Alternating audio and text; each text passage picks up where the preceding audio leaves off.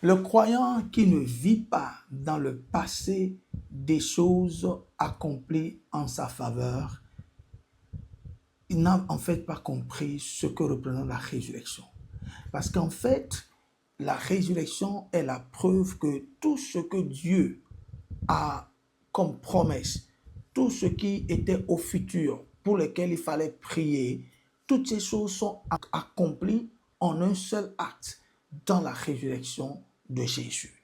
Et le croyant, tout ce qu'il a à faire, c'est de mettre sa foi dans l'œuvre accomplie en sa faveur et marcher dans cette vérité. Et c'est ça, en fait, le christianisme. Et là, nous voyons que aujourd'hui, nous lisons, par rapport à la puissance de la résurrection, nous lisons Actes le chapitre 2, le verset 34. Non, 36. Que toute la maison d'Israël sache donc avec certitude que Dieu a fait Seigneur et Christ ce Jésus que vous avez crucifié. Ce passage, c'est un message de Pierre après résurrection.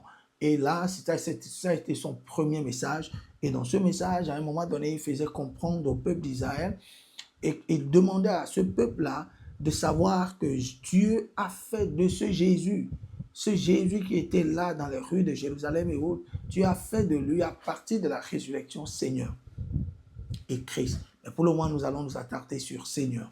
On a fait de Jésus Seigneur à partir de la résurrection. Et vous allez voir que même pour devenir croyants, notre confession que nous faisons, qui fait de nous des croyants, que nous lisons dans Romains 10, le verset 9, nous voyons qu'on nous dit, si tu confesses de ta bouche le Seigneur Jésus, et si tu crois que Dieu l'a ressuscité des morts, ouais? Donc c'est le fait de confesser qu'il est Seigneur, c'est ça qui nous sauve.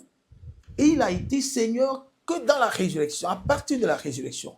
Nous voyons par exemple Philippiens 2, le verset, disons le verset 7 et 8, où on nous dit, déjà à partir du verset 9, non, le verset 8, on nous dit, ayant paru comme un simple homme, il s'est humilié lui-même, se rendant obéissant jusqu'à la mort, même jusqu'à la mort de la croix.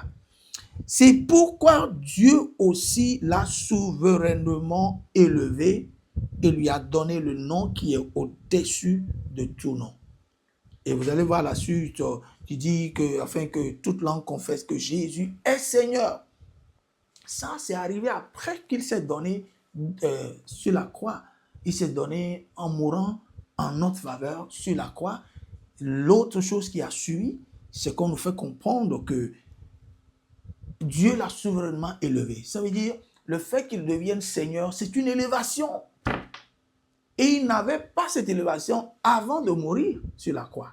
Donc c'était comme j'ai eu à l'expliquer dans une des vidéos, Jésus, s'il était par exemple un préfet, ou bien il dirigeait une zone donnée, une région donnée, là, il dirige toute la nation.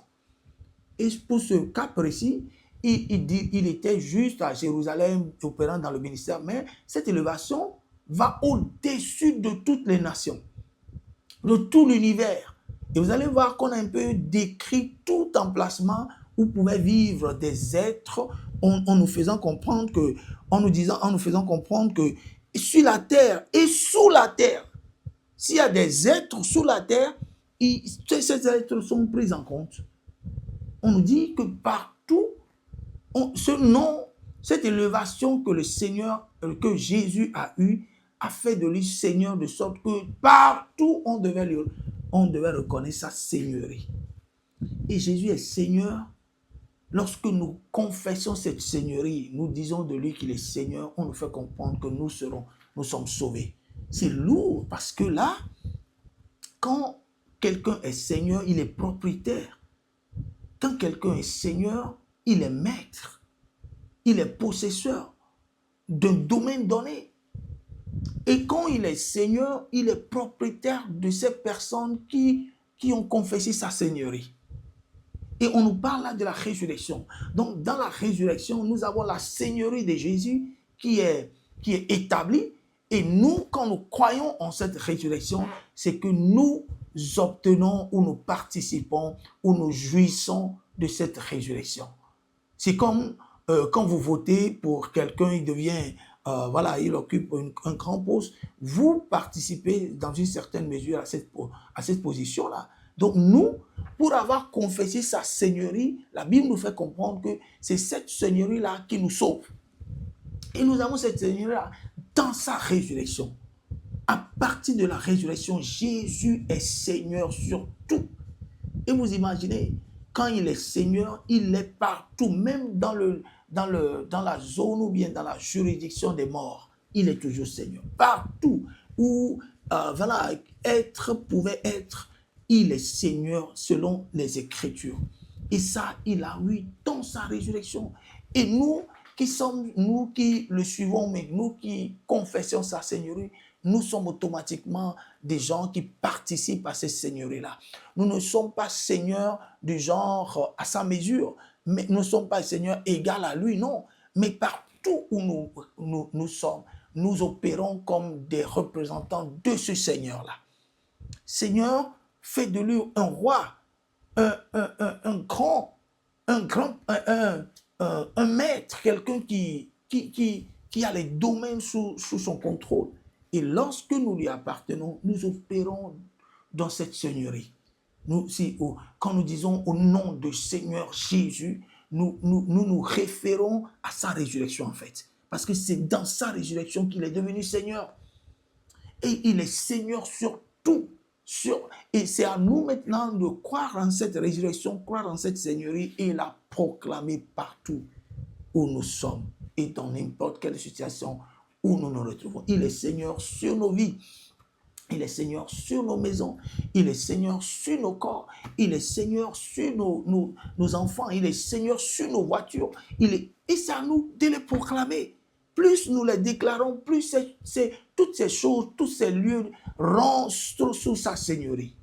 Voilà, parce qu'il est Seigneur, mais il faudrait qu'on s'adonne à lui ou bien qu'on confesse cette seigneurie liée à sa résurrection pour obtenir des bienfaits de cette résurrection. Donc, c'est à nous maintenant qui sommes croyants de croire en cette seigneurie-là. Jésus est Seigneur parce qu'il est ressuscité des morts. Et c'est ce que la Bible dit. Il est Seigneur et nous participons à cette seigneurie-là de la même façon que on dit de lui, par exemple, qu'il est héritier. On nous appelle des co-héritiers. Vous voyez là, nous participons en fait à tout ce qu'il est devenu. Ce que le Seigneur Jésus est devenu après la résurrection, nous sommes participants de cette position, de cette nature divine, de tout ce qu'il est devenu. Vous voyez? C'est ça le mystère du christianisme. C'est ça le mystère lié à la résurrection de Jésus. Parce qu'il est ressuscité, tout est sous lui. Et parce que nous sommes en lui, nous sommes ressuscités en lui, avec lui. Tout est également sous nos contrôles. Et c'est ce que Éphésiens a essayé de nous décrire lorsqu'on nous fait voir la personne de Christ comme étant, nous étant le corps et lui-même la tête, et tout est sous ses pieds. Et tout est sous ses pieds.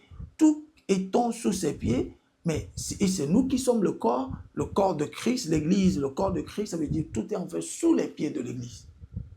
Et ça, tout est arrivé à partir de la résurrection.